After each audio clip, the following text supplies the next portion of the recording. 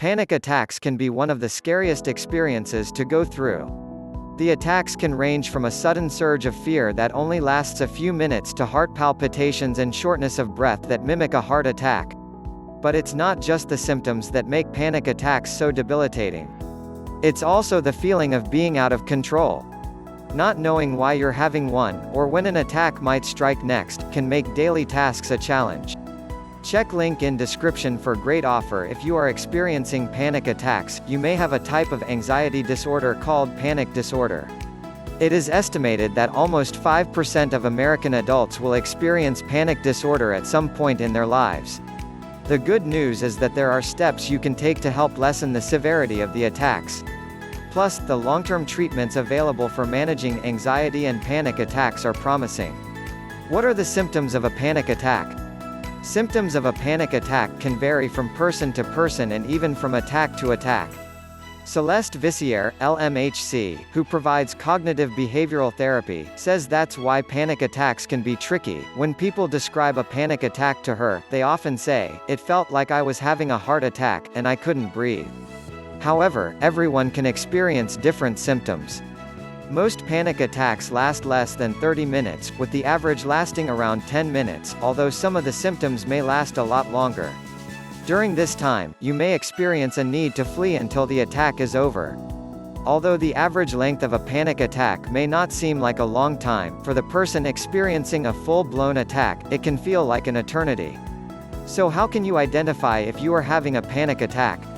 The following list of symptoms may be your first indication that you are experiencing an attack: sweating, nausea, chest pains and feeling weak, like you are going to collapse, hyperventilating, shortness of breath. Many people experience this as hyperventilation. Some people also experience a choking sensation, heart palpitations and chest pain, trembling or shaking, sweating, feeling detached from your settings and dizzy, numbness or tingling sensation.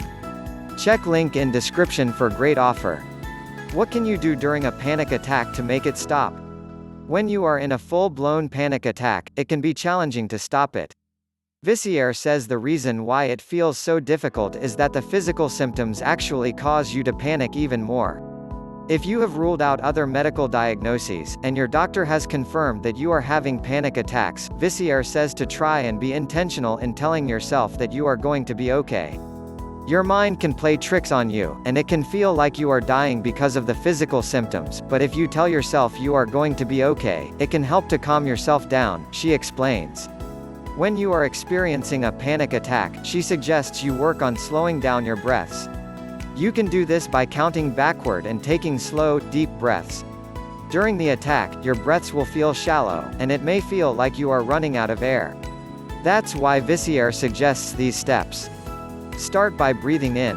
As you are breathing in, count in your head, or out loud, for about 6 seconds to make your in-breath last longer. It's also important that you breathe through your nose. Then breathe out for about 7 to 8 seconds. Repeat this method a few times during the attack. In addition to breathing exercises, you can also practice relaxation techniques. Focusing as much energy as possible on getting your body to relax is essential. Some people find success by regularly practicing yoga, meditation, and breathing exercises when they are not having a panic attack. This helps them access these techniques more quickly during an attack. What are some of the long-term treatments? There are many ways to treat panic disorder and panic attacks, including CBT, psychotherapy, exposure therapy, and medications. Otherwise known as talk therapy, psychotherapy can help you understand your diagnosis and how it impacts your life. Your therapist will also work with you to develop strategies that help decrease the severity of the symptoms.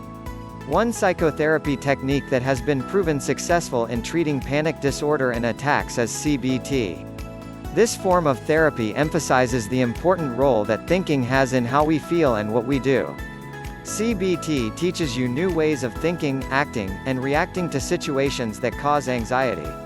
It also teaches you how to view panic attacks differently and demonstrates ways to reduce anxiety. Plus, you can learn how to change unhealthy thoughts and behaviors that bring on panic attacks. Check link in description for great offer. But if therapy isn't something you can access, Vissiere recommends the following activities to help you get a better understanding of your triggers.